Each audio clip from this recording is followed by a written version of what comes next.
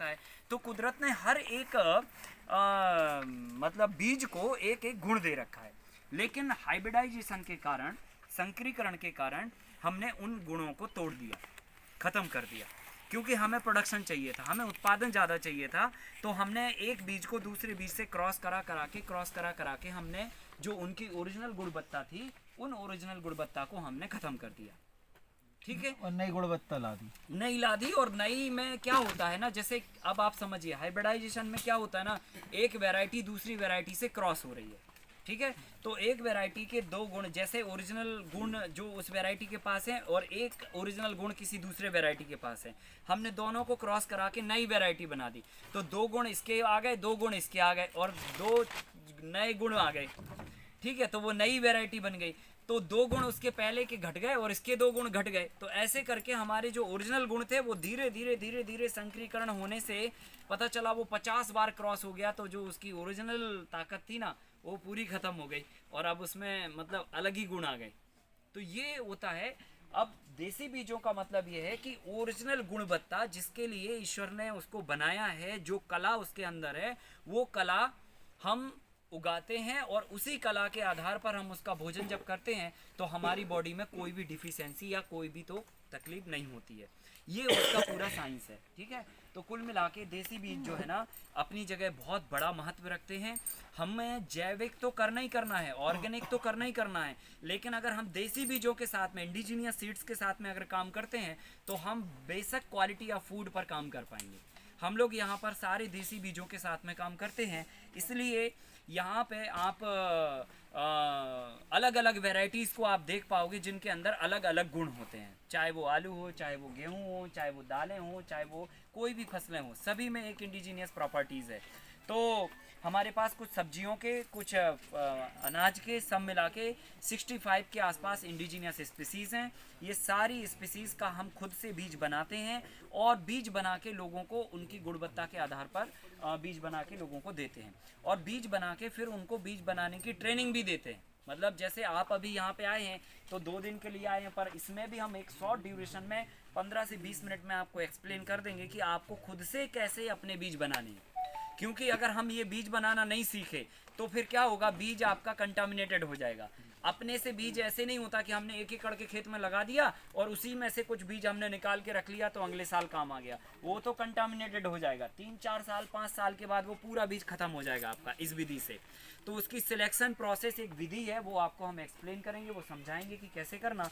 अभी हम आपको ये बता रहे हैं कि यहाँ पर कुछ हमारे पास सब्जियों के बीज हैं, और टोटल मिला के 65 के आसपास स्पीसीज़ हैं जो हम आपको दिखा रहे हैं। ये मेथी का बीज है हमारा, उधर पे आधा एकड़ के खेत में हमने इसको लगाया है। फिर उसके बाद ये चना, एक खजवा चना जिसे हम बोलते हैं, हल्के हल्के इसके बॉडी पे रेशे होते हैं। ये पत्ता गोभी का है। फिर ये राई जो हम लोग यूज़ करते हैं उसका सीड है। ये धनिया का सीड है, बहुत अच्छा इसका फ्लेवर है, खुशबू है। ये बैगन है, काफ़ी अच्छा साइज़ होता है, वो लगभग समझ लो कि 900 ग्राम तक का मैक्सिमम ये बैगन उतरता है। ग्रीन होता है। ये एक फूल में गेंदे का फूल का है। फिर एक ये सरसों का है, तोरई है, ये लंबी होती है काफ़ी।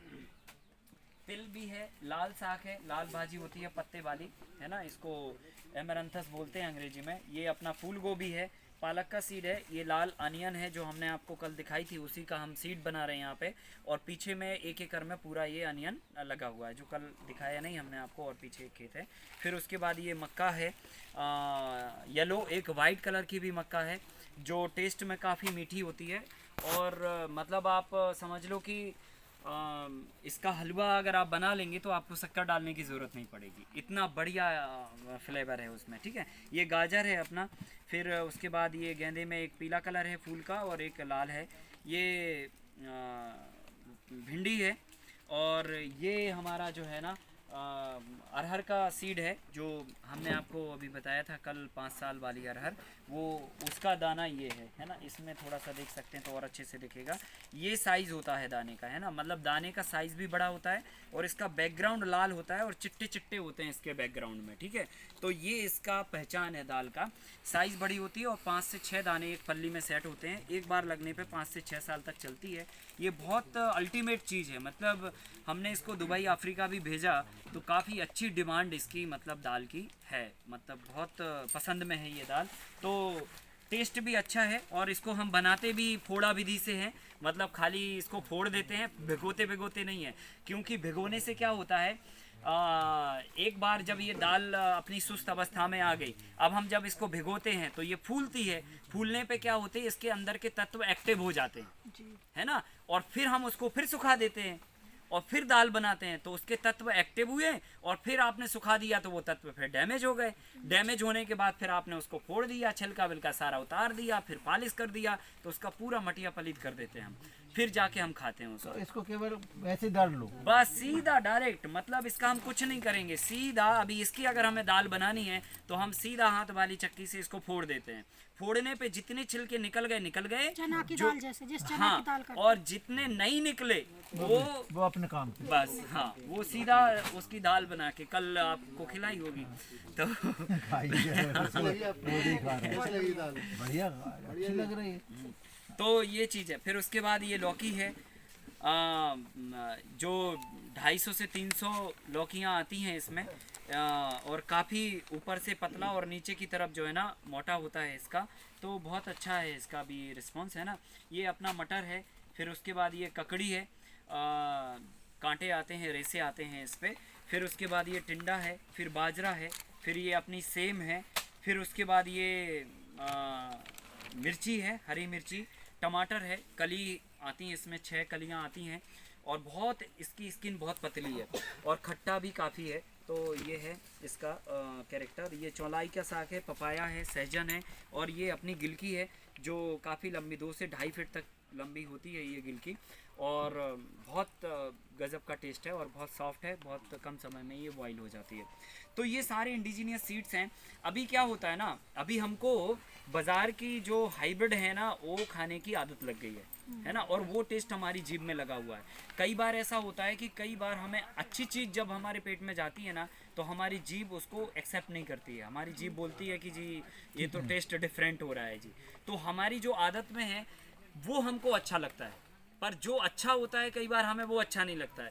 तो ये थोड़ा सा अपना अपना टेस्ट है, पर जो आपकी सेहत के लिए अच्छा है वो इंडिजीनियस सीड्स का ही अच्छा है, चाहे वो तो जीभ को अच्छा लगे या ना लगे, पर आपके पेट और आपकी सेहत के लिए वंडरफुल है, ठीक है। तो वो चीज़ हमें प्रैक्टिस में लाना पड़ेगी, आदत में लाना। अच्छा, अभी ये जिसका आदत लग जाएगा ना तो 2-3 साल के बाद आप फिर हाइब्रिड को कहोगे कि यार ये तो बहुत अलग टेस्ट दे रहा है ना।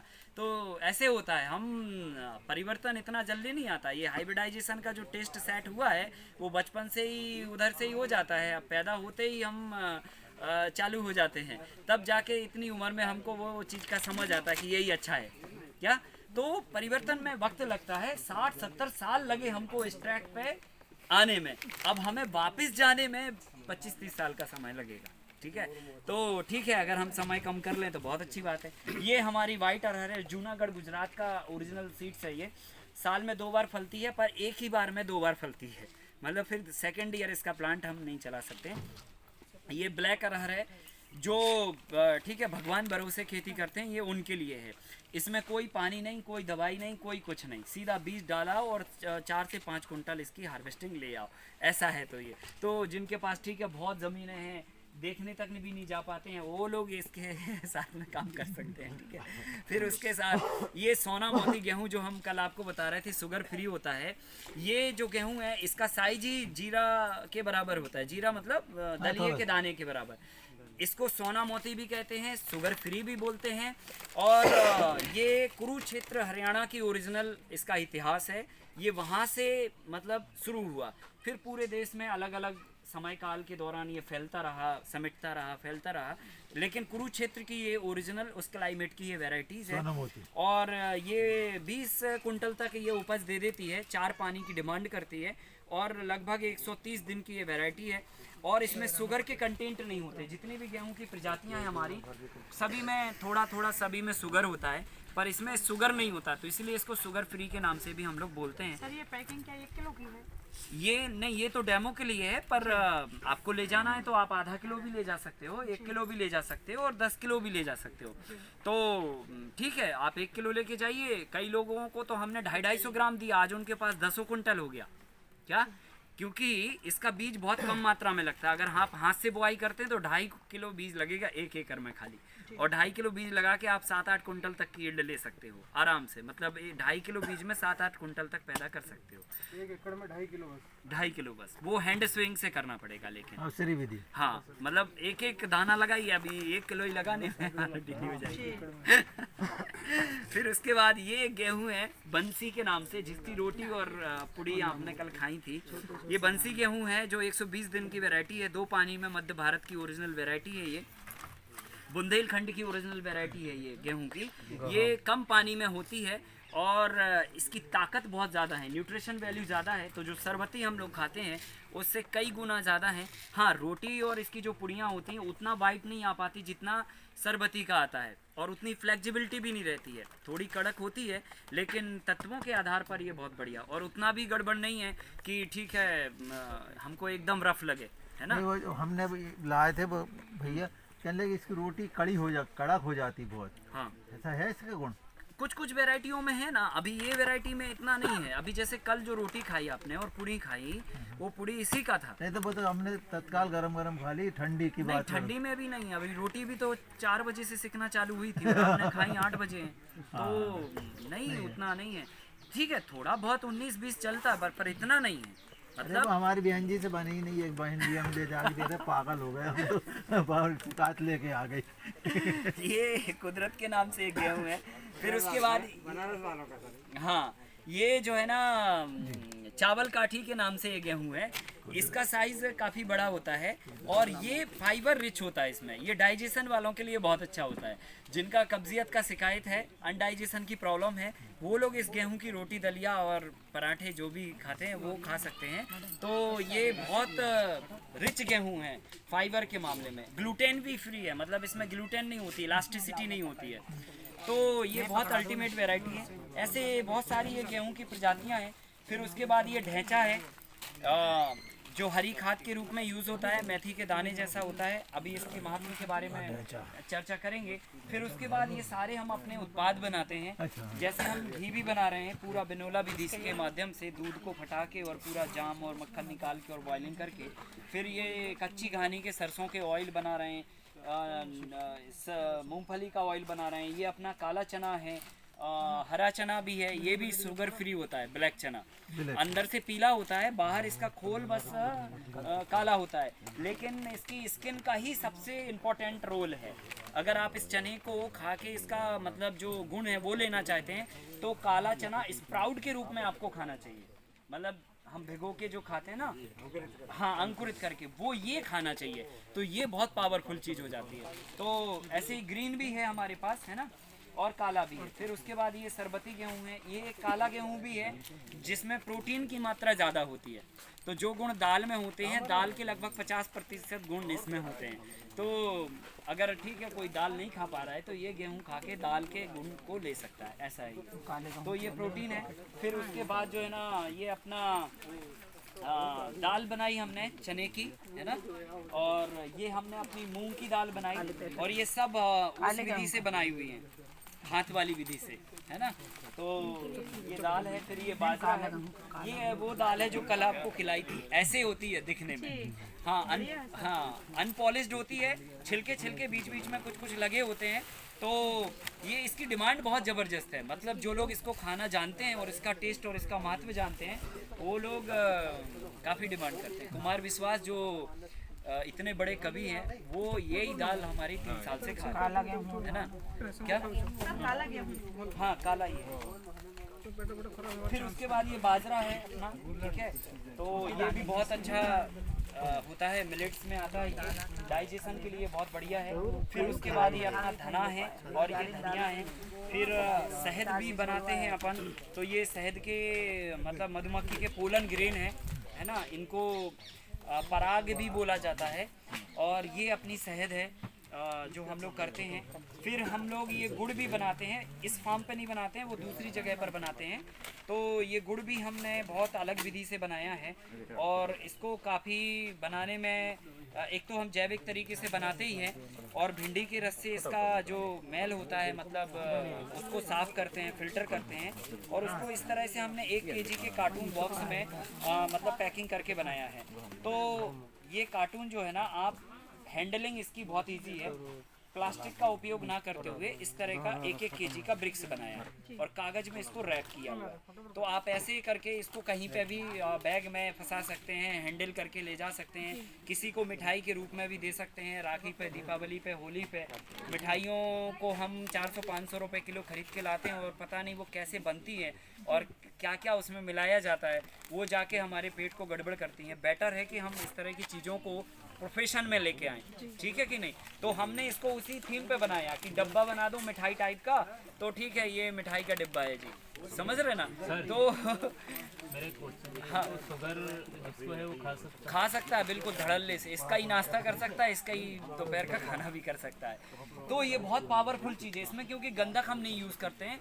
दूसरा जो बनाने में जो प्रोसेस है वो बाघ भट्टे के आधार पर इसको बनाया जाता है। बाघ भट्टे की आचार्य संहिता बोलती है कि कोई भी चीज़ को आप डायरेक्टली बॉईल करते हो तो उसके तत्व खत्म हो जाते हैं, और अगर किसी भी चीज़ को आप थोड़ा थोड़ा गर्म करते हो तो वो उसके सारे तत्व जिंदा रहते हैं। उसी